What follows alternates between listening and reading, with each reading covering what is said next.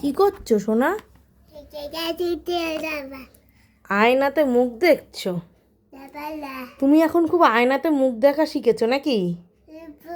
হ্যাঁ, এত আয়নাতে মুখ দেখো কেন?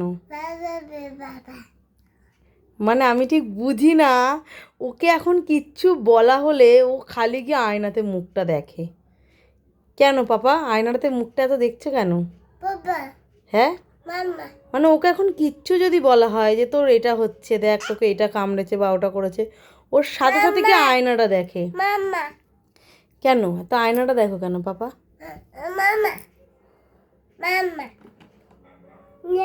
আয়নাটাকে নেয়, নিয়ে মুখ চুখ দেখে আবার রেখে দেয়, টুক করে রেখে দেয়, মানে সেই বড় মানুষের মতন।